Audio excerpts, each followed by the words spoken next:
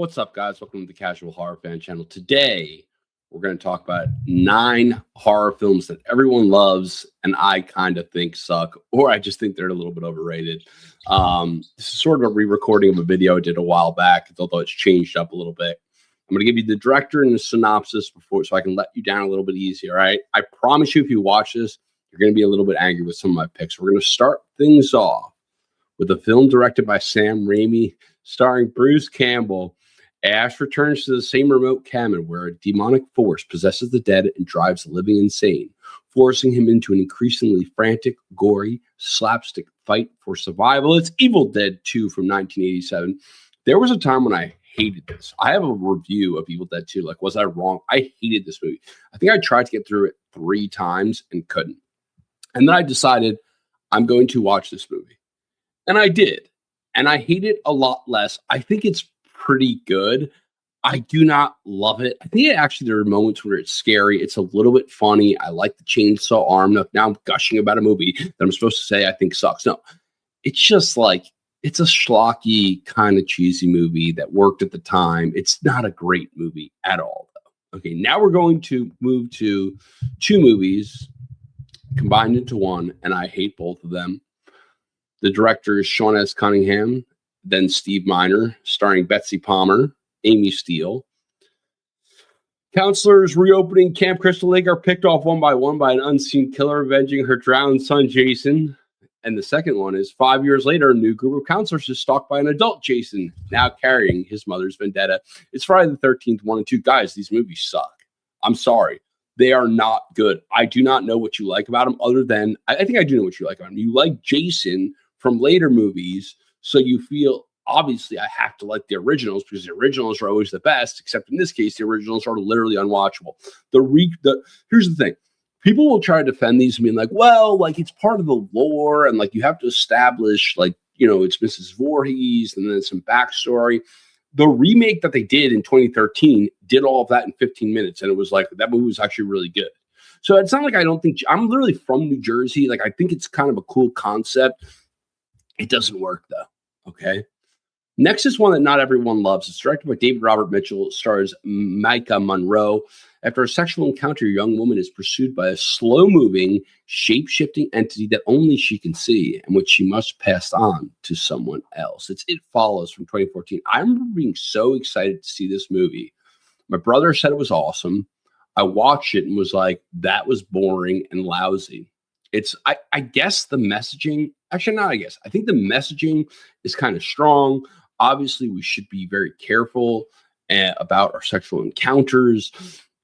This is something that, you know, it's a classic trope that I actually think is a positive one in horror films, but the movie just sucks. It's not scary. It's not entertaining. It's an absolute snooze fest. Next is one that I was so excited about, and it let me down, although I did have a sort of impact on me emotionally. So maybe it deserves some credit. I don't know. It's directed by Ari Aster and it stars Florence Pugh. A grieving woman joins her boyfriend and his friends at a Swedish midsummer festival that gradually reveals itself as a sinister pagan cult with disturbing rituals. It's Midsommar from 2019. I loved Hereditary. I will defend Hereditary against haters. I think it's amazing, but Midsommar absolutely blows. It's not fun. It's not entertaining. I think it has really awful messaging throughout. I think basically everyone in the movie is insufferable. There's some visuals that are kind of cool. I think the setting is pretty sick. I think it's cool. They tried a daytime horror movie. It didn't work. It's a big miss. And it sucks. It's at number 4. At number 5, we're going back to the 80s for another classic, a film directed by Clive Barker, starring Andrew Robinson and Claire Higgins. A puzzle box opens a doorway to the Cenobites, sadomasochistic, extra-dimensional beings after a resurrected man's affair with his sister-in-law spirals into murder to restore his flesh. It's Hellraiser from 1987. Now, I'll say this. Hellraiser's not as bad as some people say. Say hello to Hulk. And also, guys, if you're new here, please make sure to like and subscribe to the channel. It's a very young channel, and we're trying to get the word out. But yeah, here's the thing. It's not an unwatchable movie, but like when you try to put it in with Friday the 13th or Scream or Chucky or any of these other ones, I'm like, it just like, have they ever actually, I mean, even the franchise as a whole, have they ever actually created a good movie? Like, are any of these like, yeah, that's a really good movie? I think there are some good Friday the 13th movies. I don't think there are any good Hellraiser movies. It's a cool concept and they just never deliver. Like, and the best thing about it is the Cenobites. I remember being a kid and going to the movie store and it would always scare me seeing Hellraiser on there. They're not even really in the film that much. Like, there's just not that much of them. It's not good. It's not a good movie. Sorry, it secretly sucks. Next is one that I really wanted to like, and this is a film kind of from my childhood, although I think part of it is because I didn't see it till I was older. All right. It's from 1999. It's directed by Daniel Myrick and Eduardo Sanchez, starring Heather Donahue, Joshua Leonard, Michael C. Williams. 3 film students vanish while shooting a documentary about a local legend in the Maryland woods. Their found footage is all that remains. It's the Blair Witch Project from 1999. Now, here's the thing about the Blair Witch Project. It's really cool what they did, okay? It's not the first, but it put found footage on the map. It was the mainstream's first interaction with found footage. They had a viral marketing campaign that was absolutely brilliant. It worked. People at the time believed it. The problem is that I was 10 years old in 1999, and this was rated R. My parents would not let me see it. So I didn't see it until I was much older.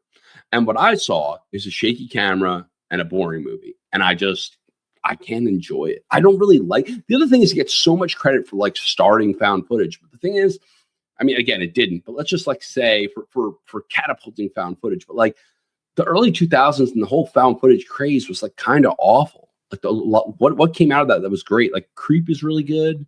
What else? Paranormal Activity 3 is good. Like, I mean, I guess though, like, does it even age well? I don't know. And also on its own, the movie has to be able to exist on its own. It's just not that good. Next is one that's going to get me in trouble. Okay. You guys are going to be angry. Just prepare yourself. It's directed by James Cameron, starring Sigourney Weaver. Ripley returns to the planet where her crew encountered the xenomorph, this time with a squad of colonial marines to confront a full-blown alien infestation. It's not Alien, because that's a wonderful movie. It's Aliens from 1986. It sucks. Listen, it's not unwatchable. Like, it's not a terrible movie. Although, if someone were to say the Marines alone make me unable to get through this movie, I would not blame you. They're so obnoxious and stereotypical and stupid and borderline offensive, being a former Marine. I'm not like into that, but it's just like, really, this is how you're going to portray military people. Sigourney Weaver or Ellen Ripley goes from a cool character that's relatable and someone you could empathize with to just a total Mary Sue. All the interesting horror elements, the moodiness, the atmospheric aspect of this movie, it's just stripped away for a cheesy, over-the-top horror movie. Also, the ending. I know it's iconic. I get it. She would never go back. She would never go back. Again, that goes to the Mary Sue thing. And you couldn't blame her for not going back. And if she did go back, she would go back to die with the girl in her hands because she would never escape. But of course, she has to escape because it's a stupid action movie. It's fine. It's fine. It's just not great. To me, it kind of sucks. Okay. At number 8, it's a pick that is, I think, going to be less controversial. It's directed by Robert Eggers, and I'm a huge fan of Robert Eggers. It stars Willem Dafoe and Robert Pattinson. 2 lighthouse keepers stationed on a remote New England island in the 1890s descended to paranoia, rivalry, and madness as isolation and a storm strand them together. It's a Lighthouse from 2019. It's boring. It's boring. Like, how many times are you going to fart and yell at each other? And like, yeah, I get it. There's like allusions to Greek mythology, and that's kind of cool. And there's sort of an interesting psychological horror going on. This dueling descent into madness. And there's these different theories, but the film itself sucks. It is a snooze fest. And anyone who says otherwise, I think, is kind of lying. It's not a great movie. It has some interesting aspects to it. If you liked it, fine. I think it sucks. And number 2, it's 2 films created by the same person, and that person is Jordan Peele. It stars, one of them stars Daniel Kaluuya, the other one stars Lupita Nyong'o. First one is Get Out. A black man visiting his wife's girlfriend's family estate uncovers a horrifying conspiracy targeting black bodies. And Us, a family's beach vacation, turns to terror when they're confronted by their own murderous doppelgangers. Okay, let's go through this one by one. Get Out. First of all, it's not as unique as people say it is. I don't think the acting is that compelling, and I think you're just force-fed social commentary.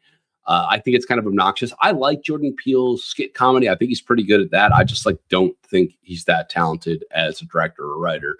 Now, Us, it's not that bad. It's not that bad. Honestly, this borders on it's just overrated. Us sucks. Us absolutely sucks. There's some cool visuals in it. The doppelgangers are sort of creepy, although the reveal is so late in the movie. It's disjointed. It's goofy. When you get past the logical impossibilities, the physical impossibilities of all of this, it's still kind of goofy. It could have made for a cool short film or an episode of a show, but it definitely does not make for a good movie. I remember my friend took me to see, I actually saw this before I saw Get Out. I remember my friend took me to see this. He was such a big fan of Get Out. And he was like, dude, it's Jordan Peele. It's going to be great. And I was like, what in the world did you force me to watch? Because that movie was absolutely terrible. The fact that this is considered a classic is a travesty, a sham, and a mockery to horror. It's not a classic. It's not a good movie. And Get Out it's just okay. It's fine. Again, if you like it. But anyway, guys, that's all I got. If you enjoyed this video, please consider subscribing to the channel. It is the Casual Horror Fan channel, and I'll see you in the next one.